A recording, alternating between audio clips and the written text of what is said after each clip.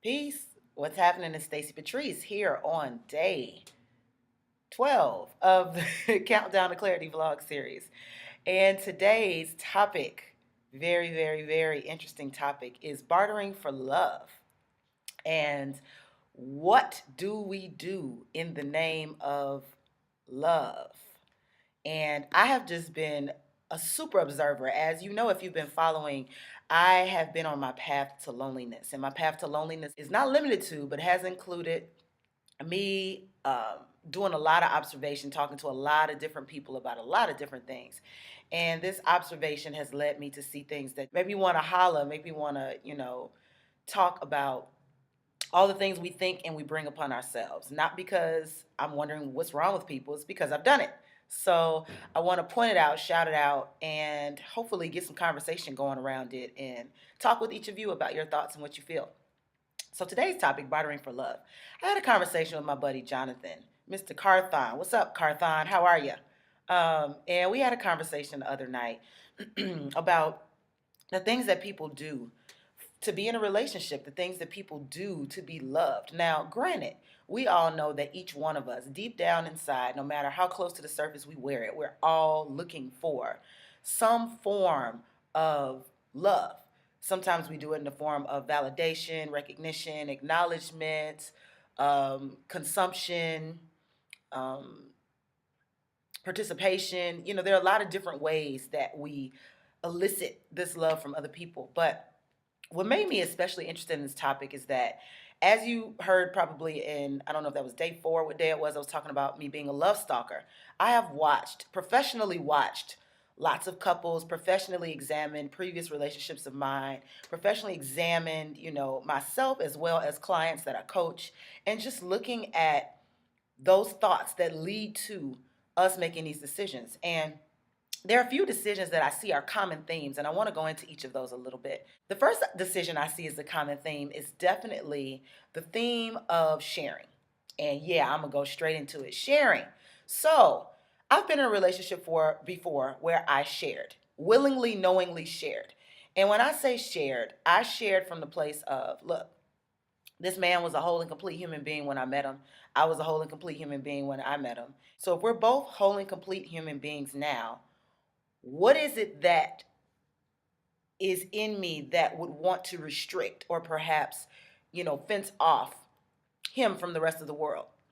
And I found this tendency of, well, it should be about me, and it should be about what I want and how I feel, and these different things, these different ideas that we have about how love should serve us. And I realized that when I fell in love, I was definitely thinking along the lines of, well, we'll see where this road meanders and where it goes, and and hopefully, we'll stay on this road as long as we can. I know that he and I get along really great. So I can enjoy this for as long as I can enjoy this. And when it's the expiration date, it's time to go. It's time to get to stepping. So this relationship was a great relationship. It was one of my best relationships. It was fun. It was free. He totally supported me being everything and everyone I am, and I totally supported the same of him. We had our moments where, you couldn't really tell who was supposed to be in the spotlight, who was supposed to shine, who was supposed to step back.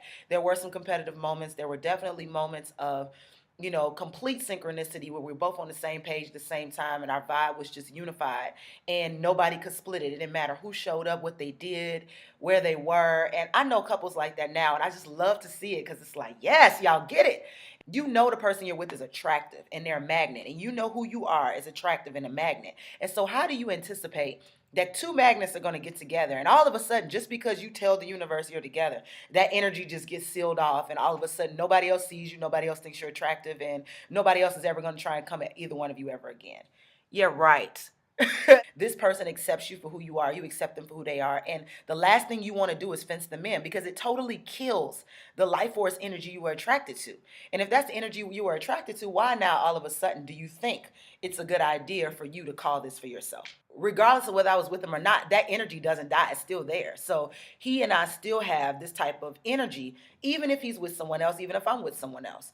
And it's uncomfortable for a few people, but it's not uncomfortable for me. It's not uncomfortable for him. As long as we establish who we are and what we want to do, then there's no problem. So if you can share in that way, or for those of you that are into, polyamory and, different things, and you just want to hop and flit around wherever you want to flit around, that may be cool for you too if that's the arrangement you have. I would just say make sure that everyone involved is involved. Make sure that if someone is dating someone, that the person that they're dating knows about it too. I know that that's very important for me to be clear about where I stand. And where I stand can't be changed by anybody else's arrangement, anybody else's decision. And although it may be, disappointing, or, whatever people want to say, beyond your expectations of what somebody does, at the end of the day, it's all on you.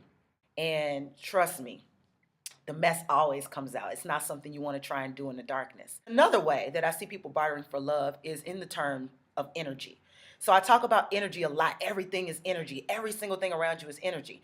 But we all know those people that get into energy a little bit. And I'm talking about the vampires. I'm talking about the energy vampires. I'm talking about the cats that date a sister because she has a shine, she has the energy, and he wants a piece of it. He wants to claim it for himself. And so what he does is he dates that sister, sucks her dry, extracts every ounce of her energy. Her oblivious possibly to this, thinking to herself like, oh, I really love this man. He adores me. He honors me. He's this, he's that. He's sucking the energy. Been there too. He's sucking the energy. He's taking the energy for himself. He's cultivating himself with the energy. And whether that energy is your abundant finances, where you live, what you make, who you know, your sensual energy, taking your, ideas, downloading your brain, whatever it is. And this happens to brothers too. Don't get it twisted. Brothers go through this too. Brothers go through the sister's, vampire in the energy, oh, he's a nice guy. And, he does this and he'll do anything for me. And he does that. And, and at the same time, it's like, well, what's the exchange? What's the abundant exchange? He's giving you, feeding you abundance. What's the exchange? And I notice when this gets to a certain level, the biggest energy vampires I see, and I'm going to put it out there, I don't care if y'all get mad at me or not. The biggest energy vampires I see, and this is the one I see with sisters the most. When sisters say, oh yeah, he going to be my husband, I'm going to marry him. And so the day comes where the man says, yeah, I'll be your husband, or yeah, I don't have a problem with that. But we're not going to get married in the traditional sense. I don't want to do it legally. I have no interest in doing it legally. But yeah, I'm definitely, here for you. I want to be with you. And what usually happens, or what I've seen happen, is it's like, we got to have that legal. We got to get everything together. This is that and the other. And it's like, put your money where your mouth is. That's what the sister's thinking, right? But that's exactly what she's thinking. Put your money where your mouth is. Because what she doesn't realize is that she said to the universe, to everybody, this man is going to be my husband. She might not have said how. She might not have known how. She made an assumption of what his arrangement would be. And what I interpret that brother is saying is, look, take me as I am. If you want me, be about me. Me doesn't include the law. Me doesn't include vows. Me doesn't include other things. Me includes me. So if you're all about me, and obviously that woman has put herself out there to let him know it's really all about her having, coveting, being with him, then don't get upset when he says he's not going to do anything legally. Because he didn't say he was going to share your money. At this point, you're bartering for love. You're saying, I want to be able to have you. So what is it that I have to get you to do so that I can have you? And what that man is saying, well, you got me. And I want to be able to have you as well. But I'm not going to do that in order to have you. Either you're going to be here or you're not. And these are the type of relationships that go on for years. And people are like, I don't know why he won't marry me. I don't know. It's like at some point you put yourself out there for him to make the decision of who is going to be most important, and for him to make the decision of who he saw was coming after him a little more than he was coming after you, perhaps. And so he said, well, she ain't going nowhere. She going to be right here. And you can surprise him and go somewhere. He could pull you back in, and y'all can play this tug of war for as long as you want. But at the end of the day, know that you have put yourself out there to barter for love. And you have to just be clear that maybe your expiration date has passed and it's time to check out. Another scenario that I see a lot is, when people exchange parts of themselves for physical, tangible things. So I've seen women say, well, I'm going to give of myself, I'm going to give him the best mind-blowing this, that, and the third that he's ever had. And he's going to do this and he's going to do that. So instead of me saying that this person is whoring for money, I will say This person is bartering for love. I know he wants this, and I know I can do this and I can blow his mind. But I know that I want a nice condo and trips on vacations and this, that, and the other. And trust me when I tell you, when you barter for love, the agreement is always visible. There is never a moment that not only can other people see what you're bartering for, but the person you're with, whether they want to admit it or not, they know what you're bartering for. They know your priority. They know what they have. They've been told, or they feel it. They know what they have to offer. And at some point, you two make an exchange of how this transaction is going to take place. What I'm suggesting by saying all of this is not that, we don't see people out here, we don't ourselves do some of these things. Sometimes we put certain body parts at a premium and we barter for that. We want that in our life. And so we say, oh, well, that body part is worth this, and this, and I'm gonna do all of that so I can have that. And it's like, okay, that's what you consider to be love. That's what you're bartering for. Make the transaction valid. Go ahead and do what you need to do. My final point on this, and my moment where, I feel that all of this comes around and turns into a shift for everybody, is you have to look at your definition of love. If your definition of love is having what you want because you love it, you might want to redefine that. Love can be whatever the person who is being loving chooses. But if we speak in a universal context, you don't fall in love. You don't find love. You don't look for love. You don't happen upon love.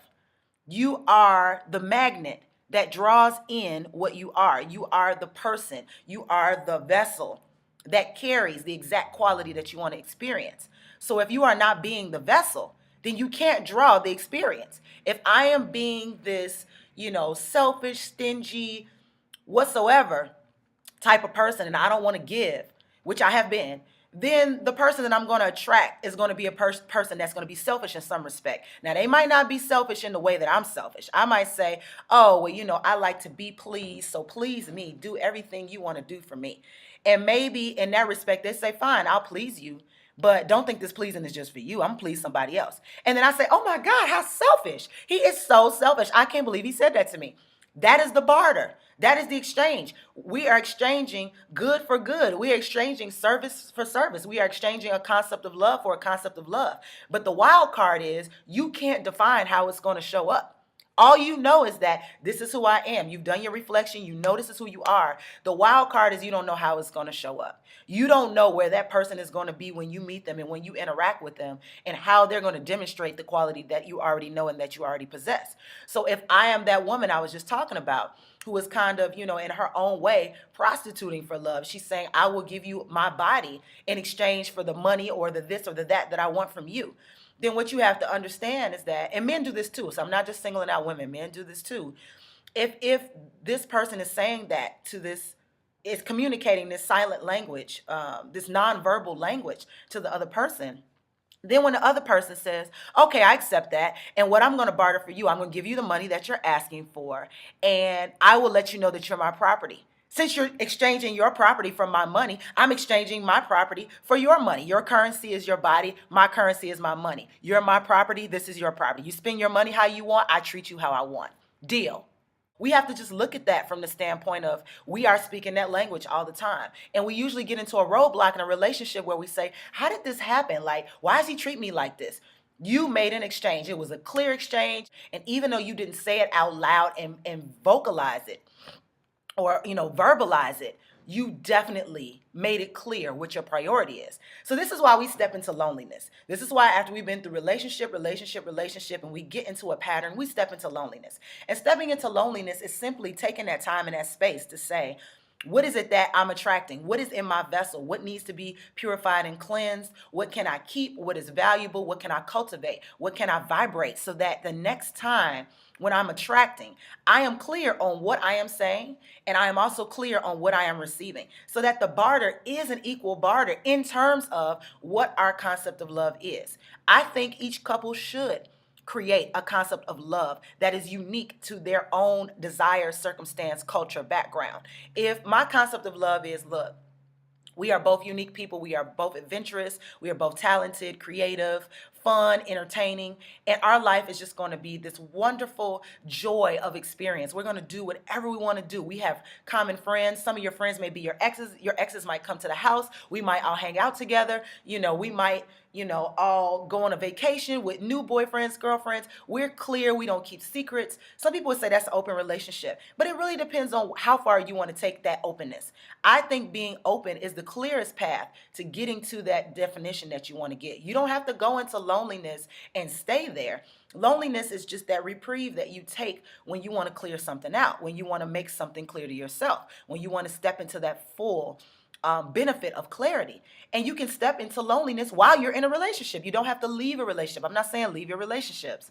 If your relationships are mainly working for you, and if they're mainly working in an even abundant exchange, then step into loneliness and figure out what you can do with your energy in order to transform the overall power of how that relationship functions. Maybe offer something different you haven't offered before. Maybe as that person is constantly complaining and barking about something, instead of saying, well, I'm not going to give you that, I'm going to go over here. Maybe this is a time for you to say, why don't I want to give that? Let me step into loneliness and deal with myself. And you may find on the back end, that person was calling out and extracting something in you that you would have never paid attention to yourself.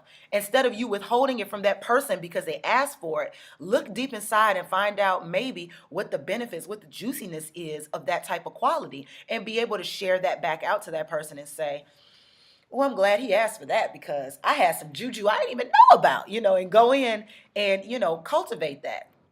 Those lessons that we learn from each relationship can help each of us to get into that space where we can start looking at other aspects of ourselves. We can start rounding out our 360 so that we feel that every single aspect has been touched, has been acknowledged, recognized, drawn out.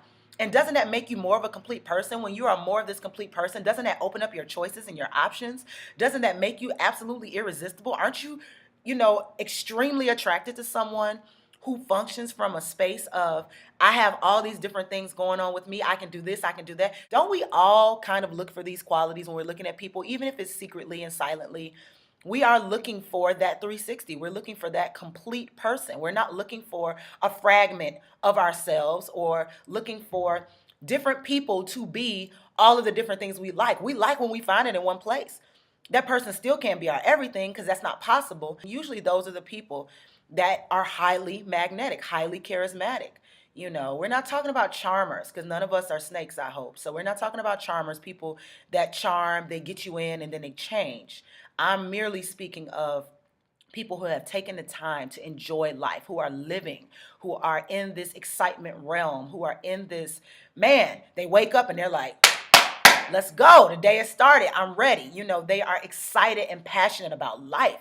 And you are a witness to that and a participant and a partner as well as they are to you. To me, that is an abundant love exchange. That's just my definition. Try it on. Maybe it's yours as well. But I think we all need to know it's possible when we're not in a relationship to clear out and cultivate that. And it's possible when we are in a relationship to clear out and cultivate that. And don't be afraid about the other person feeling that you may change. Them feeling you may change. Relationships are all a continuum of change. We all saw Brown Sugar. We all know that when Taye Diggs said he wanted to start his own label, Nicole Ari Parker was not having that. She wanted him to be this high-powered executive at the label, even though it wasn't his heart's desire. And that's why at the end of the movie, he ended up with Sanaa Lathan. Because through every change, every transition, she was there. She was there for him. I know it's a movie, it's a script, but it is a microcosm of what I see happening in healthy, successful relationships. That you don't hold a person hostage to what it is that they decided before. You trust that you will be by their side for as long as you can be, in whatever capacity you can be. You stay present to the gift that is your special, unique energy with this person. And you share that. You live it. You feel it. You cultivate. You're constantly working on yourself and you're constantly bringing this new self to your witness. You are constantly working on yourself and you are constantly asking questions and going on a journey with this partner. You are constantly working on yourself and you are constantly knowing that everything that you do is bringing more of yourself to the game. And how could you not do that? And those of us that think that we have to be lonely forever or feel like we have to be alone forever in order to do this, we have not tapped into that unique dynamic power that happens in unison We meet people along the way that know what we know and see what we see, and we go, oh, they're married, so, I can't do anything with this person. You can still cultivate something with that energy. It doesn't have to be a relationship if you're smart. You can still cultivate business. You can still cultivate conversation. You can still cultivate ideas, thoughts. You don't have to be with somebody to share in their energy. And if they're with a confident, secure partner, that partner knows what's going on because that's the same way they met him. They didn't attract this magnetic partner by being a bump on a log. They attracted this magnetic partner by that same energy that you're attracted to. So trust me when I tell you, they know. I've known, I know. I knew who the people were when they showed up. I knew who was there to stay because they knew how to handle the energy, and I knew who had to come around a bit before they were able to be a part of that energy. And I also knew the people who absolutely were not a good fit because they were going to be habitual line steppers. Just glimmer in the idea of being able to express all of your different selves and being able to be with someone who is able to express and feels free and safe and vulnerable enough to express all of the different selves in your presence. If you're a more powerful woman, it probably is more of a match if you have a man who can be a little more receptive. I'm not saying role reversal. I'm just saying that his participation may take on a different form because you have decided to step into your power and be who you are as well. You two might be equally powerful and just do different things too, and might have conversations about how to be more powerful in your areas. It doesn't have to be one way or the other. It has to be whatever you ask for, whatever you cultivate, and obviously whatever you magnetize and attract. Let me know what you think about this. I love being a love stalker. I thank you all. You all are free entertainment. I thank you all for entertaining me and me being able to see all of the wonderful ways in which people um, work through dysfunction into healthy relationships. And when people get it and they feel, oh, you can't marry that woman. She's just too free or she's too wild. It's like maybe you need to change the concept of what a marriage is. Because if it works for you, it's for you. Okay? Thank you all so much for listening. I hope that you got something from this. Leave a comment below on YouTube. I love you. Talk to you tomorrow. Peace and namaste. Bye-bye.